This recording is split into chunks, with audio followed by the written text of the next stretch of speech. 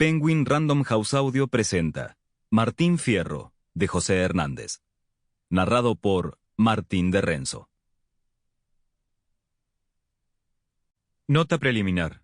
A fines de 1872, la imprenta de La Pampa dio a conocer un folleto de 80 páginas y de unos 15 centímetros por 20.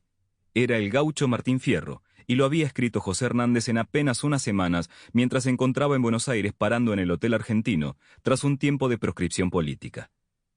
La edición era modesta y tuvo una tirada de pocos ejemplares que se pusieron a la venta a bajo precio y rápidamente se agotaron. El poema constaba de 33 estrofas de versos octosílabos agrupados en sextinas y divididos en 13 cantos, en los que su autor presentaba la autobiografía ficcional de su protagonista y, siguiendo la tradición de otros poemas gauchescos, lo hacía usando la voz del propio gaucho. El Martín Fierro es hoy un palimpsesto de escrituras superpuestas, que además de estanciero fue en reiteradas ocasiones juez de paz en la campaña. Según se sabe, tenía consideración por los gauchos y se oponía a las condiciones de vida a las que estaban sometidos. Además, la edición constaba de 3 extensos epígrafes vinculados con el tema del poema, parte de un discurso de Nicasio Oroño denunciando el servicio de frontera, el fragmento de un artículo del diario La Nación sobre la vida en los fortines y una larga tirada de versos del poeta uruguayo Alejandro Magariño Cervantes. Finalmente, como apéndice, llevaba un escrito de corte periodístico llamado El Camino Trasandino, en el que Hernández defendía las ventajas del tren o chemin de fer, camino de hierro, según se decía también por entonces, como modo de conectar el Río de la Plata con Chile. Sorpresivamente, aún para el propio Hernández, el gaucho Martín Fierro resultó un éxito no solo en la ciudad, donde se encontraban los previsibles lectores, sino también en la campaña. Tanto es así que se cuenta que en las pulperías, esa suerte de minimercados en medio de la pampa, los gauchos pedían yerba, azúcar y un Martín Fierro.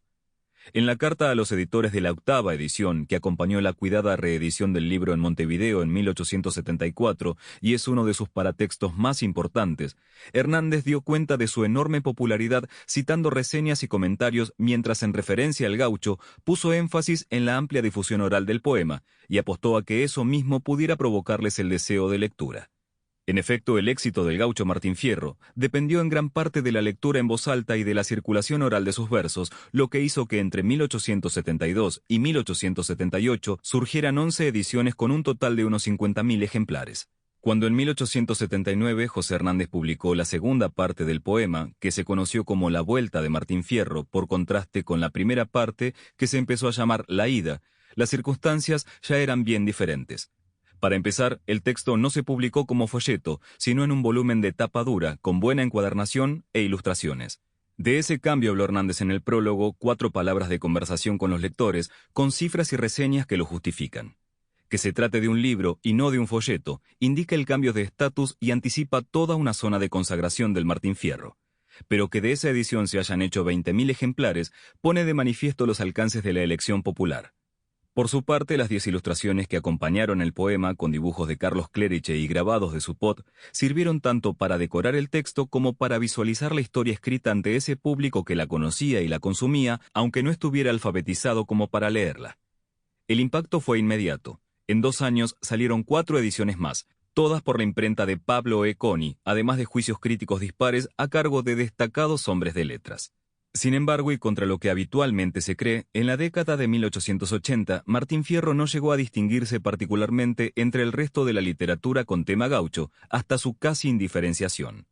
Como prácticamente todas esas manifestaciones populares, el poema de Hernández fue sometido a la versión teatral y a la recreación de los payadores, circulando en el ámbito urbano y en el rural, y reuniendo así a los inmigrantes, que eran los nuevos habitantes de la ciudad, con los puebleros y los gauchos de la campaña. Habría que esperar varios años y la modificación sustancial de ciertos factores históricos, sociales y literarios para que se dieran las condiciones que permitirían la consagración cultural del Martín Fierro en el centenario y la consagración estatal en la década de 1930 que lo identificarían como el clásico nacional. Pocos textos como el Martín Fierro tuvieron tantas ediciones a lo largo del siglo XX y hasta hoy. Ediciones de lujo, ediciones de bolsillo, ediciones ilustradas, ediciones anotadas. Entre estas últimas se destacan en la década del 20 la edición filológica de Eleuterio Tiscornia y la de Santiago M. Lugones, muy valorada por Jorge Luis Borges, y en los 60 la de Horacio Jorge Beco y en 2001 la cuidadísima edición genética de Élida Lois. Todas ellas han contribuido al estudio y al redescubrimiento del Martín Fierro para Sample complete. Ready to continue?